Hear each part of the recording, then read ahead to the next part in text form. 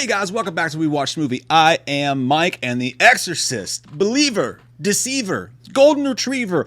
This is the spoiler review. We were going to do a spoiler party for this week, but we do have some other stuff that we have to get filmed for October Horror Month this month. And also, Jay just didn't even want to see the movie at this point, and honestly, I can't blame him. The opening of the movie was some of the best stuff in the movie. I love that we go to Abu Dhabi, we go all the... Not Abu fucking Dhabi, Port-au-Prince. What's wrong with me? And we start in a different location that feels sort of like the original Exorcist, where we start out in the desert and shit like that. And Pizazu with his big snake dick is hanging out as a statue. And I love the cinematography up to this point. I'm very happy with what's going on. We're introduced to our new characters, and so far I'm really enjoying all of them. I think they're all really great. I really cared about the pregnant lady and what she was going through, and I barely even knew her. And that just says something about the level of acting you have from these people. Again, Leslie Odom Jr. was fucking fantastic in this movie. None of this is his fault whatsoever.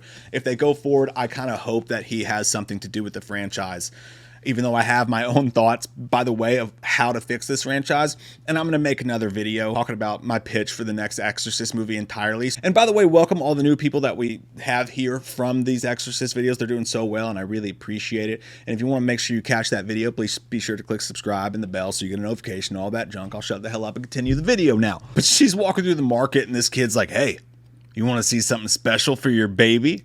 You scared of rubber spiders on strings?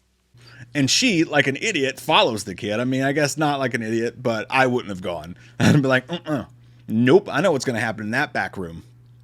I'm getting sex trafficked. I don't know about you guys, but everywhere I go, people are trying to sex traffic me. And they do all this crazy shit, including like chugging water and like spitting on her feet. And I'm like, oh, that seems like a nice day at the spa. But up to this point, I feel like the imagery is kind of on point. It's very unsettling. As I said in the last review, I saw this in one of those big ass Xbox, like nice ass theaters. So as soon as the Universal logo pops off and those dogs start attacking each other, I started the movie with a goddamn jump scare. I was like, poopy shoot. I spent the first hour of this pretty on edge and feeling some anxiety boiling deep down in my stomach. I will give it that. Which gives me hope that there is a future where we can have a good Exorcist sequel. But this earthquake happens, and it was really well shot. I'll say that as well. The buildings cracking the way they were, when everyone's running through the building and she falls off the steps, it was intense. And I was on the edge of my seat watching this, and also impressed with how well it was all shot. So he finds his pregnant wife at the bottom of all of this rubble. She's in this big room where all these people are crying and everyone's hurt. And it's like one of those big Red Cross type centers or whatever. And the doctor comes up to him and he's like, look, she has massive injuries. We can only save either her or the baby, but we can't save them both, and we need you to choose. And oh, just one more thing that happened. She mentioned to him before all this happened that these ladies blessed the baby and did all this like protection spell stuff on the baby beforehand. So just keep that in mind as well. But he doesn't really seem like he believes in any of this. Even when she tells him, he's kind of like, yeah, can we get the football game's on at 1? So we fast forward to current day, and it's him and his daughter, and they have this happy little life sans with her mom being gone, and she's wanting to go out, and you can tell that he's already very overprotective over her, and they have that kind of relationships going on with that, which I totally understand. So you feel bad for her and you feel bad for him. I felt like that was one of the things that was well done. But on the way out of the house, she has her mom's scarf on, and the dad grabs it. He's like, hey, this is really precious to me. I really don't want anything to happen to it. So he takes it from her. Then you find out that she wasn't actually going to her friend's house. They were going out in the woods to try to do this seance sort of thing where she was supposed to have that scarf to really pull her mom in, because that was kind of the idea. Like, you have to have something of that person's to use. The little girls do it anyways, and they do their little seance or whatever. They don't really show much of it. And it's one of those weird things too, because in the trailers, there's so much shit that's not in this movie, including, I believe, those little statues and all these little hints to this extra stuff that happened out there in the woods that's not in the actual movie. The girls go missing, and this part of the movie is actually done really, really well. Again, had not Blumhouse tipped off the entire fucking thing in the trailers, as them and Universal do with all their movies, I digress, it still managed to be tense. And it had this like prisoner sort of feel to it, in my opinion. You really felt what the dad was going through, feeling lost, scared about what's going on, looking for his daughter, wondering what happened to her. They show him talking to homeless people, doing everything he can, and the homeless people are being like gross about it, and they're like, yeah, well, maybe she found what she was looking for. And this dude like fingers a hot dog, and it's like, oh my God, this is fucked up. You feel for this dad. You really do. And Leslie Odom Jr. does a great job in those scenes. There's a really dumb scene, and this felt very David Gordon Green, Scott Teams-ish, when they come home and his friend, who they kind of set the groundwork to let you know while he's at the gym boxing, because just like Father Karras, he was a boxer. There's a lot of ties back to the original like that as well. But when he's at the gym talking to his friend about his crazy speaking in tongues religions, he comes home from searching for his daughter, and his friend has just gone inside of his house and has like 4 or 5 people in there, like doing these crazy rituals and smoke all over her room and all this stuff like that. And he comes in, and obviously he's like, get the fuck out of my fucking house. And this is a tiny thing, but this is just something about these movies. They did this a lot in the Halloween trilogy, where like characters will do things that just like people don't really act that way in real life. I feel like it was really stupid that his neighbor just thought it was okay to bust in his house, break in his house while he's out looking for his daughter and do all that stuff. Tiny, just weird enough to make you be like, this is strange. And it feels like it doesn't need to be in the movie at all. But they go out into the woods, and there's this one jump scare that was completely unnecessary, but again, in the seats that I was in, scared the bejesus out of me and made me jump like 2 feet in my chair. He goes into this little tunnel in the middle of the woods, but he picks up this rock, and there's a goddamn rattlesnake underneath it, and it almost kills him, and then it swims away, and right under that he finds a little girl's shoe, and your stomach just sinks because you're like, oh my god, this creepy pit in the middle of the woods with snakes in it, and then you find your daughter's shoe. Just absolutely heartbreaking. But eventually, as we know they're going to, they find the little girls, and they do these assault kits on them, and the girls don't remember anything, obviously, because they're found in this kid's barn, who just really overacts the shit out of. He's like, ah! Just absolutely screams. Like, if you find 2 girls in your barn and they're scared and shaking and wet from the rain, are you really going to instantly scream in their face for your dad? That was just dumb. But the girls go back, and we get the scene that you know is going to happen, where it's like, how long do you think you've been gone? I don't know, a couple hours. She's like, baby, you've been gone for 3 days. They do all the tests on him, and it's really hard to watch because you're thinking, like, at least for me as a dad, I'm putting myself in his shoes, in their shoes. That would be super fucking painful and almost just unimaginable to go through. It's hard to watch, and they really do a good job of, up to this point, the movie is still tense. It still sort of feels like an Exorcist movie, like it could go there and it could really scare you. And I was shocked.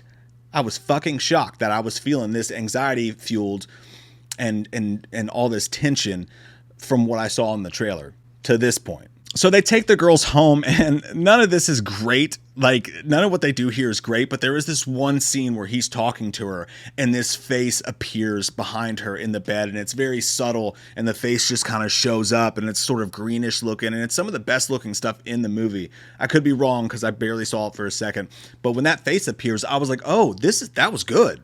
I like that kind of shit. It was kind of like, a Hereditary-ish type of scare. Just kind of like not in your face, not Conjuring Walmart bullshit, but kind of, it was nice. And she's acting all weird, and some of this comes off sort of comedic. It's strange. Like, she just shows up and like starts flicking the lights and shit. She goes in there like Rowdy fucking Piper trying to steal your wallet and behind an Arby's somewhere. And I mean, she beats the living shit out of him like fucking Hulk Hogan. And she goes to take this bath, and the bath water's all black, which is pretty freaky.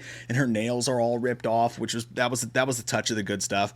But it was kind of a mixed bag on these scenes that happen at home. Like, sometimes it was sort of corny and cheesy and kind of truth or dare-ish, and then other times it was like, oh, that belongs in an Exorcist movie, I guess. But you know what's gonna happen. They take the girls back, the other girls there as well, and her parents do that Scott Teams David Gordon Green thing where they keep hinting at shit about them, but none of it ever comes to fruition. Like, none of it ever actually adds to the fucking story. I'm sitting here trying to grasp at straws on what he's trying to say about these 2 parents of the other little girl the entire fucking movie, and I still don't know. I mean, he kind of had like this asshole look to him, but like I don't understand what he was trying to put out there.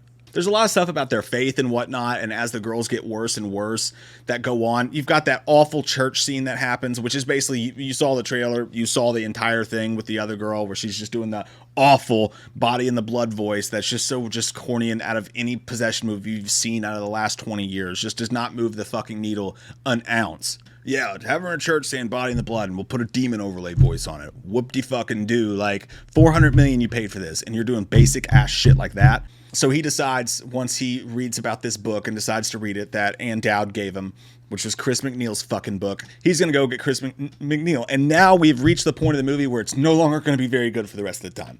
Up to this point, very impressed, really enjoyed what I was seeing. Hits a fucking brick wall right here. He travels to go find Chris MacNeil, and he finds her sitting in her house eating a fucking bagel or whatever, and she tells him her whole life story, because we have to have this exposition dump where she shows up and she's Jamie Lee Curtis and all this nonsense that doesn't need to be in the fucking movie at all. Literally could have been pulled out of the movie. Anyways, she's like, well, I wrote a book after what happened to Reagan. You know, the book did well, and then Reagan decided that she was never going to speak to me again. And I'm like, yeah, neither would I. Like, you wrote a book. Dumb chicken soup for the fucking self-help soul book. I don't care what it was about. When she didn't even see the goddamn possession, it doesn't make any sense from fucking get-go. And it's even dumber that you would take this character and have her profit off what happened to her daughter. It would be so easy to write any other story than this. She hates my guts, and I can't find her. She's basically gone missing, which makes no sense. If Reagan actually just wanted to leave, she'd just be like, hey, don't speak to me anymore. You don't need to go into wit sec to hide from your 90-year-old mom. But it's all this plot armor to serve what's going to be the final scene of the film. So we got to do it. Even more so atrocious, there's one moment in the film where she mentions how she wasn't in the room when she's describing what happened that night in one of the greatest horror movies of all time, that for some reason this movie felt like it earned the right to follow up. She says, and I can't quote it exactly, but it's very close to, why wasn't I allowed in the room? I don't know. Must be something to do with their patriarchy. So she takes this shot at Karis and the two men who died saving her daughter. And it's so stupid that Chris MacNeil would be the person that had that take in this movie. Them and their patriarchy wouldn't let me in the room. They died saving your daughter from fucking Satan. One of the absolute mind fucking boggles of the entire goddamn movie is that they had this character say that, and that Ellen Burstyn was willing to say that. What the fucking shit? Talk about taking a big fat shit on a character and everything that character was in the original movie. I haven't seen something done that poorly since what Rob Zombie did to Malcolm McDowell's Loomis from his first Halloween movie to Halloween 2. I mean, just wow. But wait, there's more. Once she gets back, we do the fucking superhero thing where she walks up the steps and they try to recreate the scene from the movie, and it's not even Big Lots to Walmart. It's like Walmart to a crackhead in the back of an alley selling you watches out of his fucking coat. A slap in the face to that scene in the original movie. She walks in there like goddamn Captain America, like, we've met before. And this really just terrible dialogue where it's like, are you looking for Reagan? Are you looking for Reagan? Tell me quickly before the fall grows in. Tell me that do you like? And then in this awful scene, there's no ripping out the pages of the Bible and eating them. That's a scene that's completely cut out. This scene was way better in the fucking trailer than it was in the movie. And then she just jumps up, grabs a cross, and stabs Ellen Burstyn's fucking eyes out. I mean, at this point, just finish the job, but unfortunately, the character survives and has to be trotted through more of this dumb shit. It felt soulless. That actually came out, by the way, that soulless comment came out completely without, I didn't mean to. I've been trying not to say that word this entire time because I know that's what everybody used to describe this movie and we all joked about it. But that scene specifically absolutely felt soulless. So then we go and they give her the fucking bug eyes that the Foot Clan wear in the Ninja Turtles movies and put her in do the Jamie Lee Curtis thing in Halloween Kills with her, basically. Let's put her in a room over here and keep her out of the story for the rest of it. And now we don't have anything left to do but a big old fucking exorcism.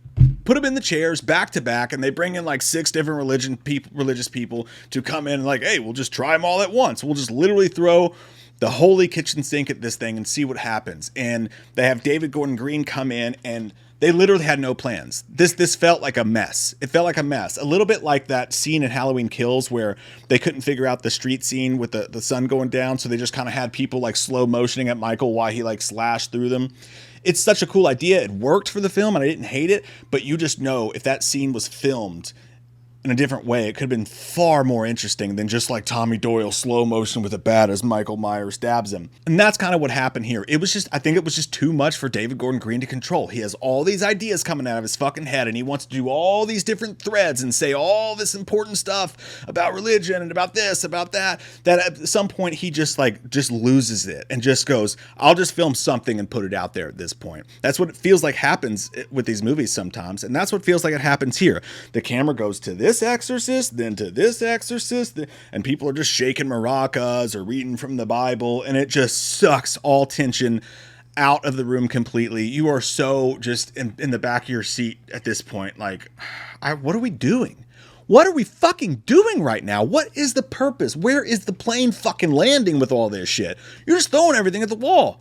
So there's multiple scenes that happen in this that were in the trailer that aren't here. Ann Dowd's face stretching out in the trailer, not here in this movie at all. They have this whole thing about this priest who they tell him he's not allowed to do the exorcism, and he says, I'm sorry, I can't do it. So Ann Dowd's going to take over, and it's sort of a corny scene or whatever. And then he decides, no, I will do it, because you always knew he was fucking going to. It was so stupid that we had this thread in the movie at all anyways. He walks in, and they just awfully butcher the neck scene. The graphics didn't look like the effects on it did not look bad, and I think the effects in the movie overall looked pretty great, but there was just something like the tension wasn't there for this. It did not shock anybody, it did not scare anybody. We just go, oh hey, it's the neck snap thing from the original. I remember when that happened and was cooler then. You see him rise up and his whole head turns around and his neck splits or whatever, and he does the Reagan thing, only it kills him because he's not possessed. The one girl spits the green at Ann Dowd, just like in the trailer, and it's like, oh, we have to do the green soup throwback. Throughout the movie, there's a couple times where they try to do that quick clown flash, you know, with one of the scariest parts of the original, where it's just like, yeah. They do that here, and it's like, oh, neat. They do that in The Exorcist, and it's like, oh my fuck, what was that? Did everybody else actually see that, or did I just see that? Am I actually being possessed by a fucking devil right now? And this is just like, remember when I did this? We're gonna do it too. So the demons start spouting off about all this shit. And by the way, they have all these carvings in them and shit like that. We don't even know how they got there. We didn't see the scenes happen for the most part. They were too busy having her slap glass and shit and doing shitty little jump scares like that. But the demon's talking nonstop, and all of a sudden it's like, guess what? We're gonna make you pick one. That's where we've randomly decided to take the plot of this movie. We're going to make you all pick one girl to survive and one girl to live. So just randomly, the demon's like, fuck. David Gordon Green's not going to direct this movie and give us any direction. We're just going to stand here forever doing this. So I'll come up with a plot. How about you guys have to pick one of us to live and one of us to die? That could move things forward. Let's do that. So the demon directs the film at this point. Oh, and you have all these random things that like we're focusing on, like the tower and shit like that just really go nowhere important to us. Like we keep showing this dad. Is he going to take off his shoes before the exorcism? Is he not going to take his shoes off before the exorcism? And you can feel it. They did reshoots. You can feel it. There's several different versions of this movie that are just intertwining that make no sense together. Because like literally everybody goes in and they take their shoes off. And the dad's like, the Catholic dad's like, don't do it. But then later, he takes off his shoes. What does it mean? Fucking nothing. It's just there to dickery-do us all. And again, so during the most intense, crazy scene of the movie, there was less tension than there's been on screen the entire time. And you're just like, let's get this thing moving. I got Allman Brothers tickets, man. We got to go. We got shit to do. And by the way, there is no, like, I don't want to go to hell. Remember when we watched the trailer together and I was like, that scene looks like it could be in an Exorcist movie. That's the one scene that gives me hope. Not in the fucking movie. And then there's also a moment, by the way, where Leslie Odom Jr.'s daughter, as the demon, tells him, hey, guess what, buddy?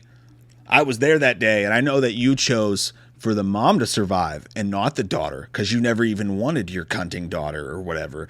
And he's shocked because now all of a sudden, and you're so confused. You're like, okay, so he wasn't a believer then, but now he believes because nobody knew that but him. And now she's coming to him because he believes. Like, what the fuck is going on right now?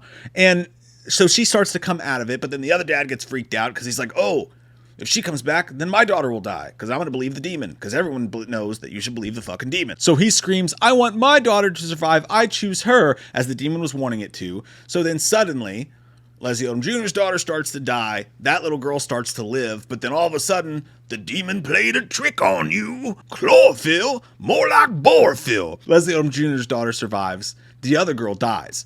This final scene in the movie was actually really, really well done. Not final scene, but almost final scene.